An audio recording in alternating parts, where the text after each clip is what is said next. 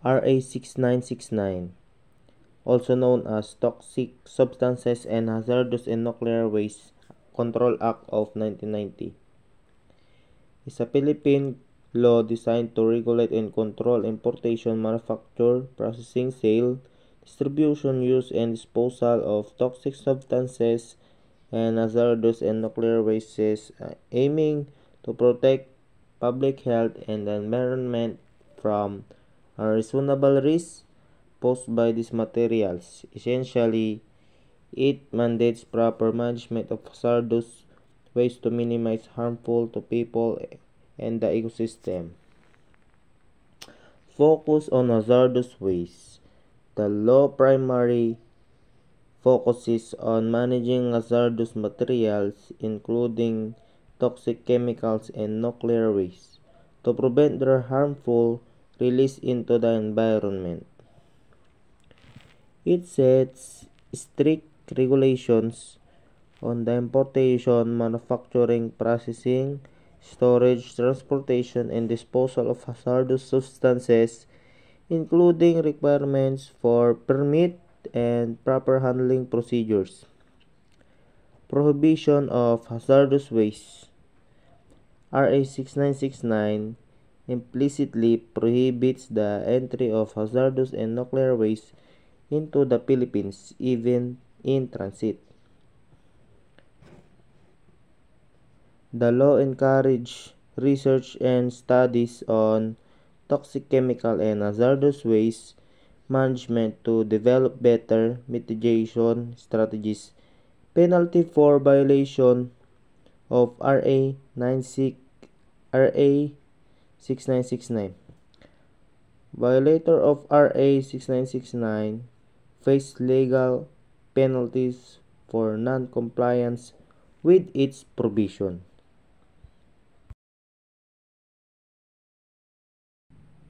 Section 3 of Republic Act 6969, also known as Toxic Substances and Hazardous and Nuclear Waste Control Act, states that the law applies to the entire life cycle of all unregulated chemical substances and mixtures in the Philippines, including their importation, manufacture, processing, handling, storage, transportation, sale, distribution, use, and disposal, as well as the entry, even in transit, and disposal of hazardous and nuclear wastes within the country for any purpose, essentially covering the complete management of potentially harmful chemicals to protect human health and the environment. Comprehensive scope, it covers the entire chain of chemical management from the importation to final disposal, ensuring no stage of a chemical's life cycle is left unregulated. Section 6. Function, powers, and responsibilities of the Department of Environment and Natural Resources. The Department of Environment and Natural Resources shall be the implementing agency tasked with the following functions, powers, and responsibilities. A. To keep an updated inventory of chemicals that are presently being manufactured or used, indicating, among others, their existing and possible uses, quality test data, names of firms manufacturing or using them, and such other information as the Secretary may consider to relevant to protection of health and the environment. B. To require chemical substance and mixture that present unreasonable risk or injury to health to the environment to be tested before they are manufactured or imported for the first time. C. Manufactured or processed to be tested, there is a reason to believe that they pose unreasonable risk or injury to health or the environment. D. To evaluate the characteristics of chemicals that have been tested to determine their toxicity and the extent of their effects on health, the environment. E. To enter the contracts and make grants for research, development, and monitoring of chemical substances and mixture.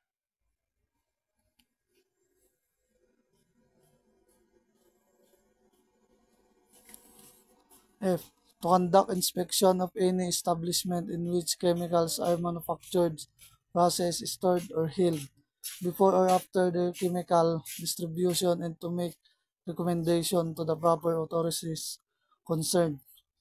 G. To confiscate or impound chemicals found not falling within said acts cannot be enjoined except after the chemicals have been impounded. H. To monitor and prevent the entry even in a transit of hazardous and nuclear waste and their disposal into the country. I. To subpoena witnesses and documents and to require other informations if necessary to carry out the provision of this act. J. To call on any department, bureau office, agency, state university, or college, and other instrumentalities of the government for assistance in the form of personnel, facilities, and other resources as the need arises in the discharge of its functions. K. To disseminate information and conduct educational awareness campaigns on the effects of chemical substances, mixture, and waste on health and environment. To exercise such powers and perform such other functions as may be necessary to carry out its duties and responsibilities under this act.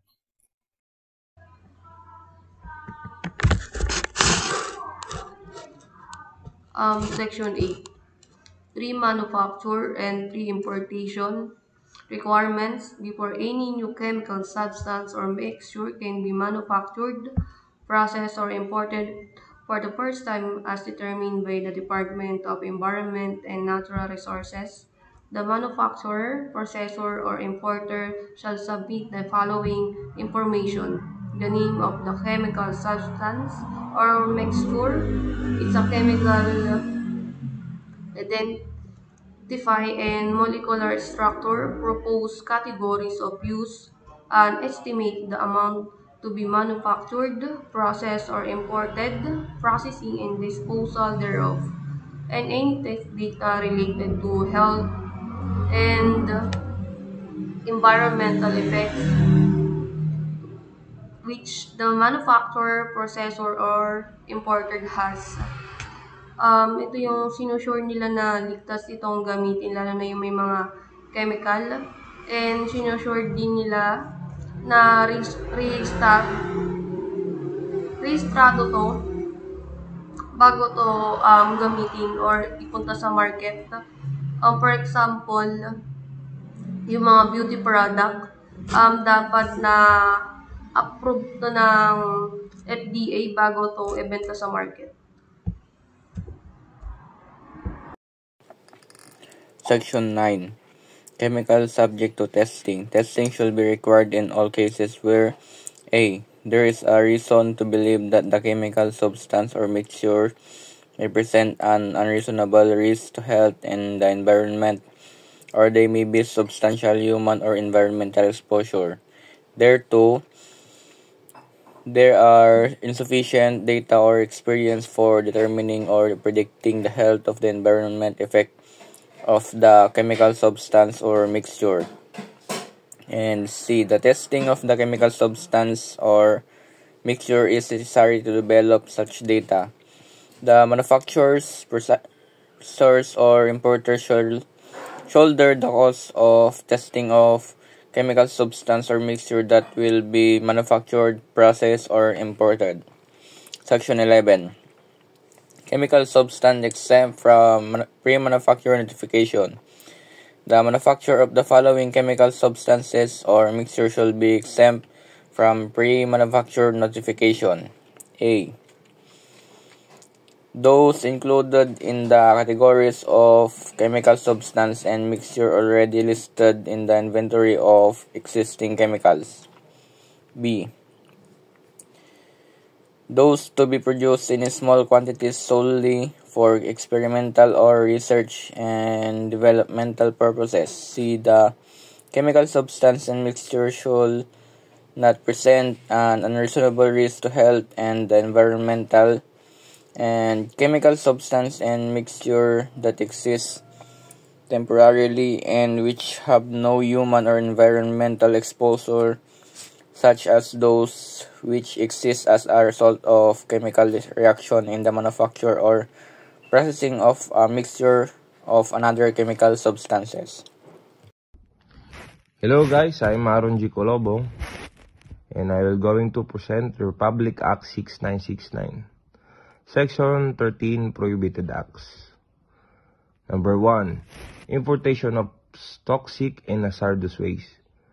It is prohibited to import toxic or hazardous waste into the Philippines unless authorized under the provision of this act. Second, handling and disposal violation. The law prohibits any person or entity from improperly handling, storing, or disposing of toxic substances or hazardous waste in a way that could pose a threat to public health or the environment. Third, unlawful transport or trade. Unauthorized transport, trade, or any other commercial activity related to hazardous substances or waste is banned. Number 4, violation of permit conditions. Any act that goes against the condition of a permit or license granted for the handling of such substance or waste is prohibited. Number 5, failure to report accidents. The law mandates that all accident or spill of toxic substances or hazardous waste must be reported to authorities immediately. Failing to do so, it's prohibited. Violation of this provision may result in legal penalties, including fines and imprisonment. These sections serve to protect the environment and public health by controlling the improper management of dangerous substances and waste. And that's the end of my presentation. Thank you for listening.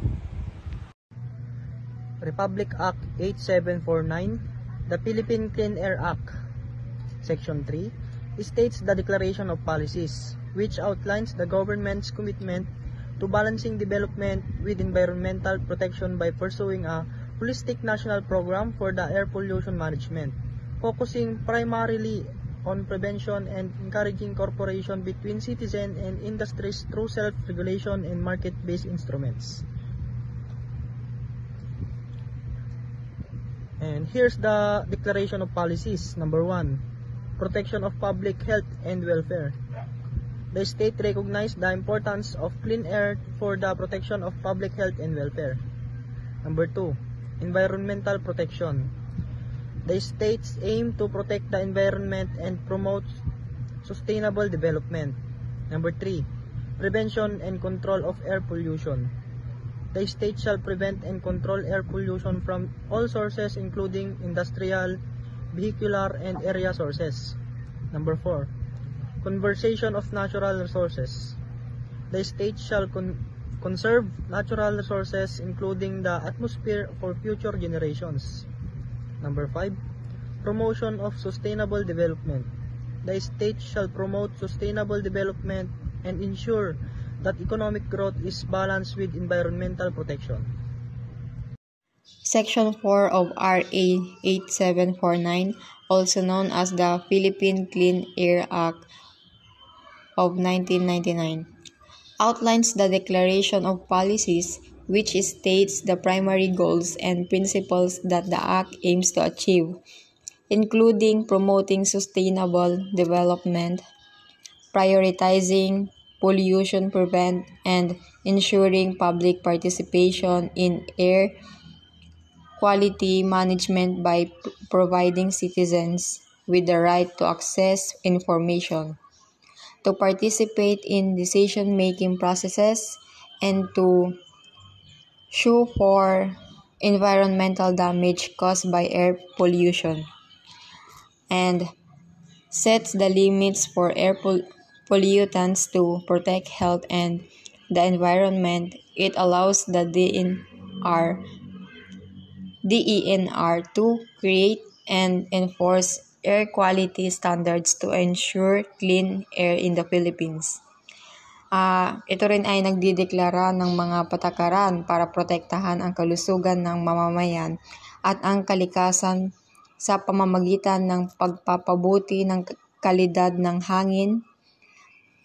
Binibigyang din nito ang kooperasyon ng gobyerno, industriya at mga mamamayan upang bawasan ang pollution at itaguyod ang isang malusog at napapanatiling ekolohiya.